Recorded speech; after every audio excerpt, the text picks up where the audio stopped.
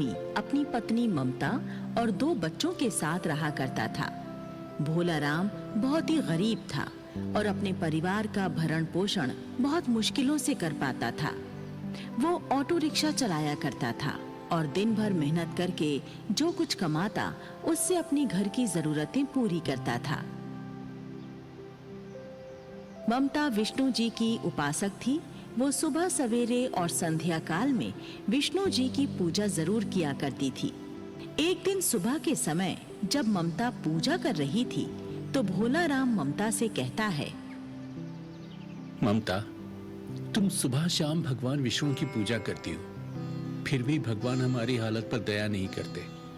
अरे अपने भगवान जी से प्रार्थना करो, वो हमारी दशा बदल दें तो हम भी सुख चैन से अपना जीवन गुजारें। देखो जी, भगवान के घर में देर है अंधेर नहीं है।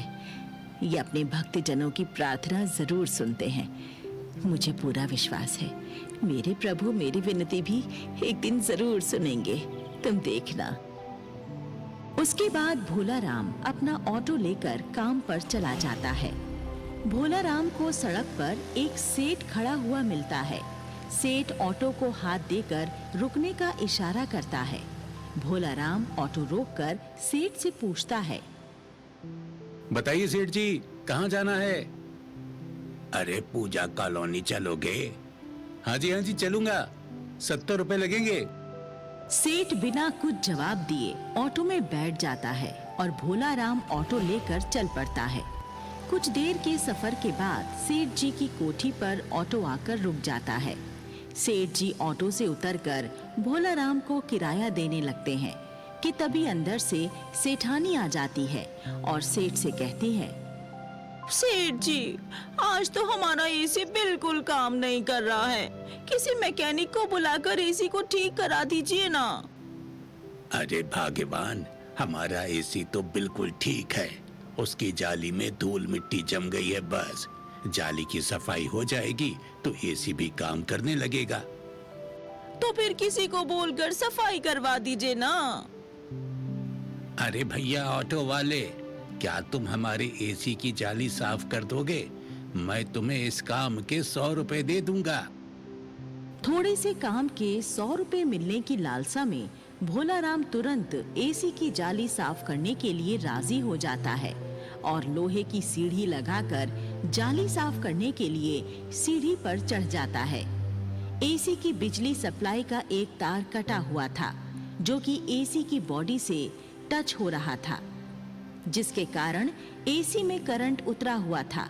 जैसे ही भोला राम एसी को हाथ लगाता है, करंट के कारण वो एसी से चिपक जाता है और उसे तेज का करंट झंझोड़ देता है।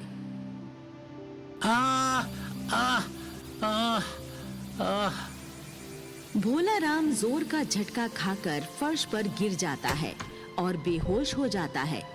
सेठानी घबराकर कहती है, सेठ जी, ये तो बेहोश हो गया। इसे जल्दी से अस्पताल लेकर जाओ, कहीं ये बेचारा मर न जाए।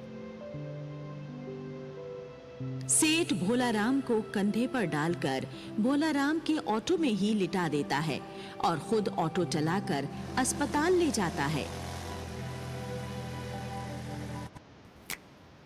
फंसी। कितने कपड़े और? एक और। भोला राम की पत्नी को भी ये खबर पहुंचा दी जाती है। ममता भी अस्पताल पहुंच जाती है। डॉक्टर ममता को बताता है, देखिए, तेज करंट लगने के कारण इनके हाथ की नसें ब्लास्ट हो गई हैं। इनका एक हाथ बिल्कुल बेकार हो चुका है। अब ये इस हाथ से कभी कोई काम नहीं कर सकेंगे। ममता फूट फूट कर रोने लगती है।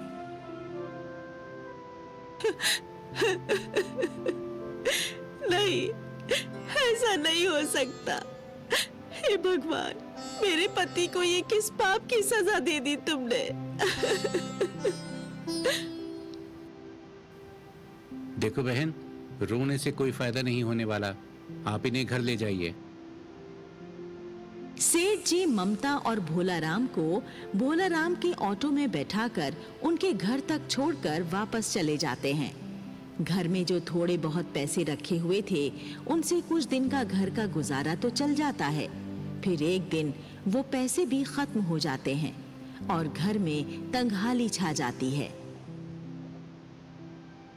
एक दिन दोनों बच्चे ममता से कहते हैं, माँ, मुझे बहुत भूख लगी है, खाने को रोटी दे दो ना। माँ, आज तो तुमने हमें नाश्ते में भी कुछ खाने को नहीं दिया था, अब तो कुछ खिला दो ना माँ।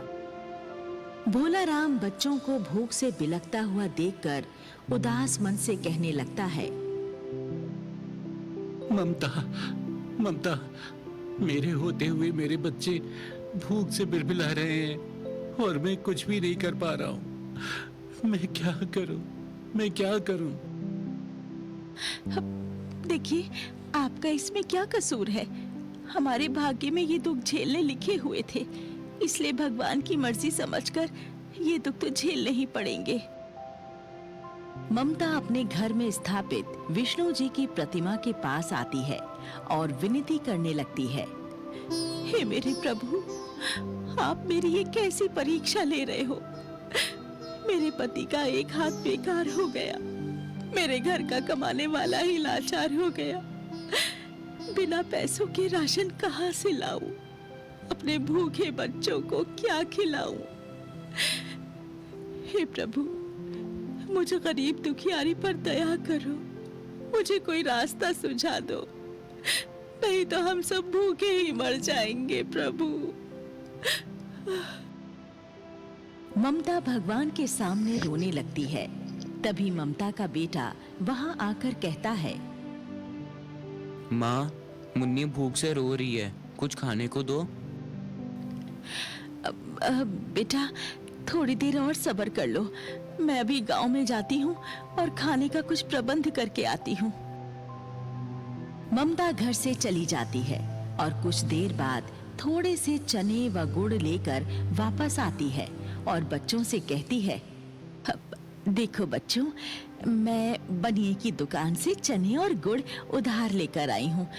हम चारों मिलकर आज गुड़ चने खाएंगे, हाँ? ममता थोड़ा गुड़ और चने दोनों बच्चों को खाने के लिए दे देती है। तभी बाहर से किसी आदमी की आवाज आती है,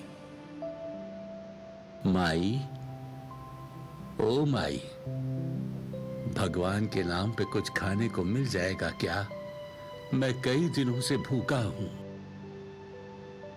आवाज सुनकर ममता बाहर चली जाती है। बाहर एक आदमी खड़ा था जो देखने में बहुत गरीब लग रहा था। ममता आकर उस आदमी को गुड़ चने देकर कहती है, भैया, मैं तो खुद बड़ी परेशानी में हूँ।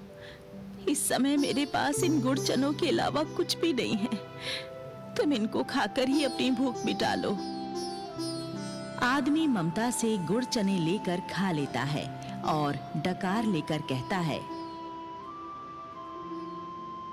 बहन, मुझ भूखे का पेट भरकर तुमने मुझे एहसान के बोझ तले दबा दिया है। अब मैं तुम्हारी कुछ सहायता करना चाहता हूँ।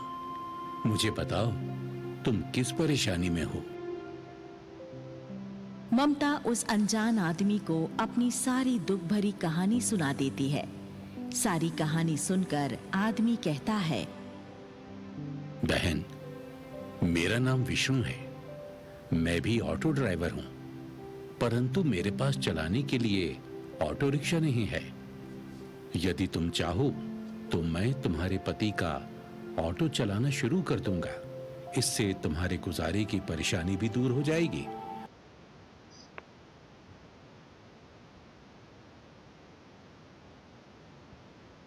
परेशानी भी दूर हो जाएगी और मेरा भी गुजारा हो जाएगा। हे विष्णु जी, आप सचमुच बड़े कृपालु हैं।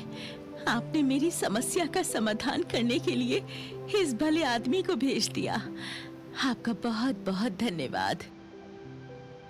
ममता विष्णु को ऑटो की चाबी दे देती है और विष्णु उसी दिन से भोला राम की ऑटो चलाने लगता है। विष्णु सुबह से शाम तक ऑटो चलाता और शाम तक जो कुछ भी वो कमाता लाकर ममता को दे देता। कमाई का सिलसिला शुरू हो जाने से अब ममता के घर की हालत भी काफी अच्छी हो गई थी। उसके परिवार का गुजारा खूब अच्छे से होने लगा था। इसी तरह से 10 दिन गुजर जाते हैं। एक दिन शाम को जब विष्णु ममता को ऑटो के पैसे दे रहा होता है तो भोला राम विष्णु से कहता है, विष्णु भैया, तुम तो हमारे लिए देवदूत बनकर आए हो। यदि तुम नहीं आते तो हम लोग भूखे ही मर जाते। भोला राम की बात सुनकर ममता कहती है, ऐसा क्यों बोल रहे हो जी? यदि विष्णु भैया यहाँ नहीं आते तो मेरे प्रभु विष्णु जी किसी और तरीके से हमारी सहायता करते। भगवान विष्णु कभी अपने भक्तों को बेसहारा नहीं छोड़ते हैं। ममता की बात सुनकर विष्णु मुस्कुराता है और अपने मानव रूप से विष्णु भगवान वाले रूप में आकर विष्णु जी ममता से कहते हैं, ममता, मुझ में तुम्हारे अटूट विश्वास और तुम्हारी भक्ति से हम बहुत प्रसन्न हुए। अब तुम्हारे कष्टों का समय बीत चुका है। आज हम तुम्हारे दुर्भाग्य को सौभाग्य में बदल देंगे। विष्णु जी अपनी अलौकिक शक्ति से भोला राम का हाथ ठीक कर देते हैं और कहते हैं, आज के बाद मेरी कृपा तुम्हारे परिवार पर सदैव बनी रहेगी। मेरी सच्ची भक्ति करते रहना, तुम्हें कभी धन धान्य की कमी नहीं होगी। भगवान, भगवान, मैं तो आपके दर्शन पाकर ही धन्य हो गई। अब मुझे और क्या चाहिए? सदा सुखी रहो पुत्री। आशीर्वाद देकर विष्णु जी अंतर ध्यान हो जाते हैं। ममता को ऑटो के अंदर रखा हुआ नोटों से भरा एक बैग मिलता है। उन रुपयों से भोला राम 2 नए ऑटो खरीद लेता है और उन्हें किराए पर चलवाने लगता है। भगवान विष्णु की कृपा से अब ममता का परिवार पूरी तरह सुखी हो चुका है।